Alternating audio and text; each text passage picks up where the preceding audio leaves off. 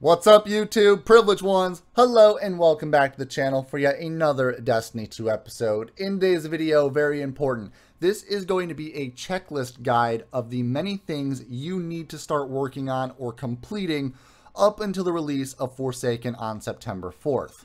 Many of the things in this video you can still work on and complete and work towards completion or grinding for more materials to have a better start in Forsaken. Some of the things in this list are going to be prior achievements that you should have completed, but you might not necessarily be able to complete after today because it is a weekly reset and the weapon system is changing. So we'll go over those changes in correspondence to this video and talk about the many things you could have completed for the Forsaken DLC and talk about the things you can still complete and work on, which will help you overall.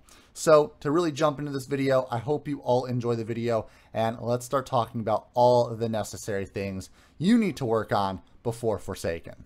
First couple things I want to talk about and go over is the fact that you should be overall done with the story. You should have completed the base story, bought the 2 DLCs, the Curse of Osiris and the Warmind expansion, and completed those stories as well. Grinding out all the content in those stories, collecting all of the armor and weapons that you need is also very desirable. Alongside that, collecting on every single one of your characters, a Hunter, Warlock, and a Titan, fully maxed out with Solstice of Hero armor. And alongside that, make sure that you've collected all of the exotic armor pieces and weapons that are available in Destiny 2. Overall, this is a really good start to preparing yourself for the Forsaken DLC expansion.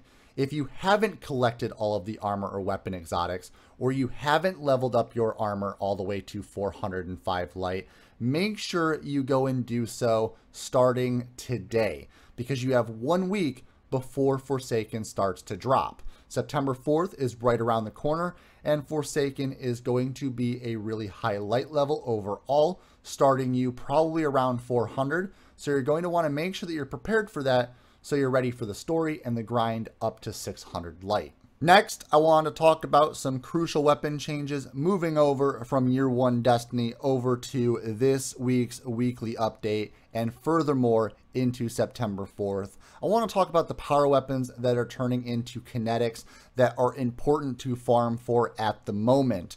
You may already have these weapons and great. After this weekly update, they're going to switch over to kinetic. So with further ado, you're going to want to get 2 sniper rifles and 2 shotguns. And these shotguns, first off, are going to be the Saint 14 shotgun from the Curse of Osiris DLC expansion, known as the Perfect Paradox.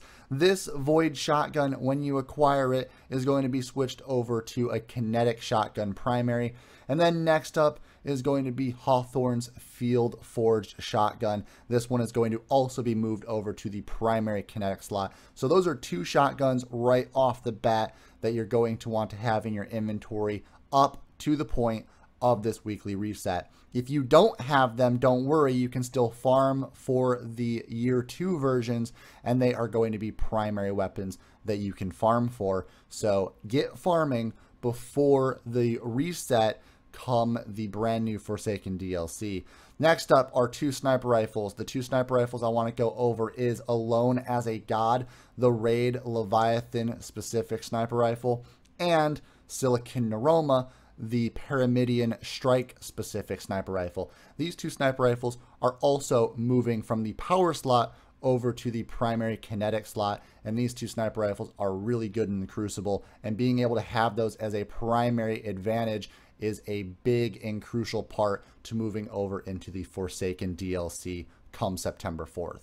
Those are not the only weapons I would recommend farming for, though. You can also farm for the EP shotgun, the EP SMG, and the EP sniper rifle. The EP shotgun and the EP sniper rifle are also going to be locked at solar damage, so it's not important to change the damage type and farm for a set of 3 of them because the damage is locked on solar, so there's no real point for this update to worry about any of that. after this weekly update switches over in a couple of hours, those weapons are going to be locked at solar in your inventory and also still be in your energy slot. That's right. The EP shotgun and the sniper rifle are moving over into the energy slot, which is a big deal because that means you can also run a Whisper and the EP shotgun at the same time. And if you want to, Silicon Neuroma, which is the best sniper in my eyes for the Crucible. Next up though, there are a couple of other weapons that you should farm multiples of, and make sure that you have an Arc, Solar, and Void version of these weapons prior to the weekly update in a couple of hours. If you have multiples of these weapons, great. The first one is going to be the Curtain Call rocket launcher. You're going to want to make sure that you have a Void, Solar, and Arc version of this because these are going to be locked after the weekly reset, and having a Curtain Call that is both Void, Arc, and Solar is a good option. It is a great overall useful rocket launcher for strikes and nightfalls, the raids, and so on and so forth in the game. Next up is also going to have a Sins of the Past. Sins of the Past, if you can get 3 of these raid specific rocket launchers, they are actually better than the Curtain Call and worth a lot more to farm for. You're going to also want to have a Void, Arc, and Solar version of this rocket launcher specifically. Next up after that, I would actually highly recommend farming for the Raid Sword and having a Void, Solar, and Arc version of this sword in the power weapon slot as well. Because if you are going to run sword, this sword has the most ammo for a legendary sword. And honestly, you would really want to have this in all damage types across the board, just in case something comes up and you need a sword for a specific damage type. So I've thrown that into the list. Then next up, Main Ingredient. Main Ingredient is a really great fusion rifle, especially in the Crucible. And I would also highly recommend having a Arc, Void, and Solar version of this, just in case you're going to be using the Main Ingredient off into PvE. If you're going to be using it in PvE, definitely farm for 3 types of this fusion rifle. If you're going to be using it strictly for Crucible, it doesn't really matter overall what damage type it's going to have. Next, there is also going to be the inaugural Address, the pulse rifle from the raid. I would also farm for a Void, Solar, and Arc version of this as well, due to the fact that it's really useful inside of the Crucible, but it's also very useful in certain situations inside of PvE, strikes, nightfalls, the raid encounters, so on and so forth. And then I would also recommend farming for a Prosecutor. If you have 3 Prosecutors, this is, in my recommendation, the best and most accurate auto rifle for the Crucible. And also I like using them inside of PvE as well. Overall, really across the board, a nice auto rifle to use, and I have 3 of them, an Arc, Solar, and a Void version, but I also like using them in the Crucible. So if you're going to be using it just in the Crucible, you don't have to farm 3 of them, but you can pick the damage type that you want to use. Preferably, I would recommend using Arc. Arc overall across the board for this auto rifle has been very useful for me. I don't really use a Solar or a Void version very often, and if I'm going to be using a Solar weapon, then I normally switch over to my Whisper. So there you have it. Next up is the Last Hope, the sidearm that is going to be very useful to have 3 different versions of it. This sidearm overall has the best stats from any other sidearm in the game that is a legendary version. The Last Hope is a really decent sidearm, so have a Void, Solar, and Arc version of this. But if you're just strictly going to use it in the Crucible, then you can pick and choose whether or not it's Arc, Solar, or Void, depending on what you're going to use it most often for. So moving on to stuff that you can definitely do this week after the reset and prepare yourself for the Forsaken DLC expansion on September 4th, is trying to build up your inventory. There's a couple of inventory changes that are happening over the course of the Solstice of Heroes event over to this week after the weekly reset, and that's going to be changes to the mod system very soon. You're going to want to make sure that you dismantle all your legendary mods. They're no longer important, and there's going to be year 2 versions of these mods that you're going to want to farm for. And right now, the most important item that is crucial to your inventory are the mod components. So if you can make sure that you farm out and use all of your glimmer right now to buy up the blue mods, turn them into purples, and then dismantle them and get a bunch of mod components, that would be very useful for your inventory. Next up on this list should be very self-explanatory. We just deleted all of the mods. We got a ton of mod components. Now it's time to start deleting the rest of your inventory that is completely useless. This weekly update brings in a brand new mechanic the entire community has been asking for a very long time, and that's mass deletion of our shaders. We can now delete 5 shaders at a time, so start clearing out that inventory space and getting prepared for all the new shaders to come in the DLC come September 4th. And then from there, I know a lot of you probably have overspilling shaders inside of your Postmaster and even inside of your vault space. So start deleting those as well. Get those out of the way if you don't want to use them, and that will clear up a lot of your vault space. Then delete any other useless consumable that you're not going to want. Then also delete weapons and armor pieces that you're no longer going to use. These can be weapons and armor pieces that you thought just looked cool, and you're just never going to use them in a strike, never going to use them in Crucible.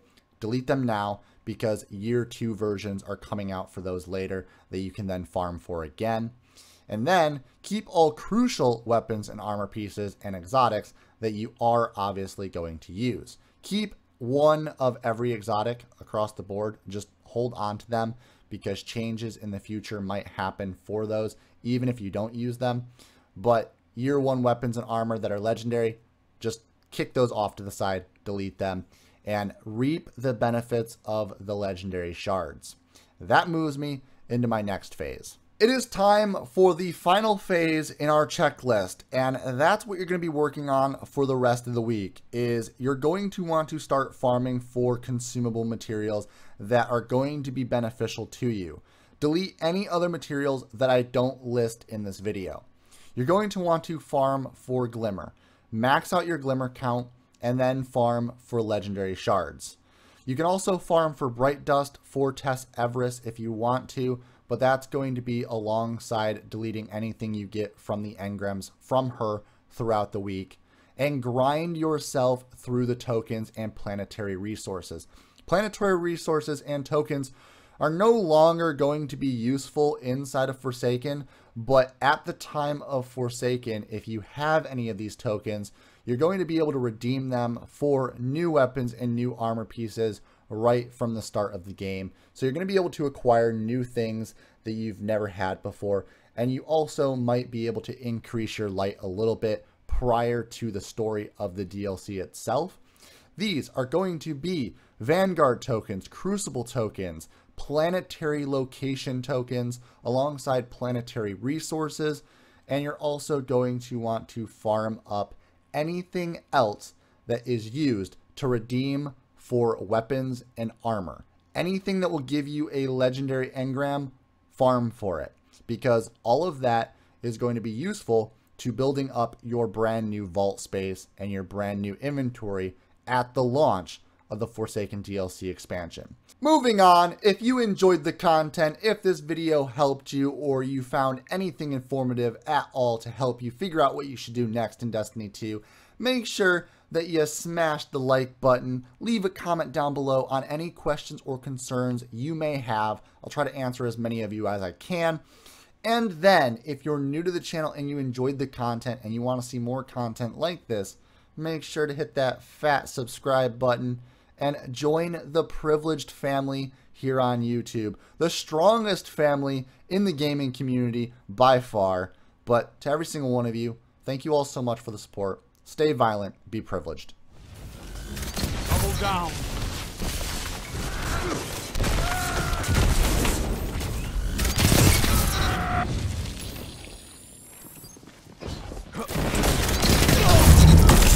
Double down.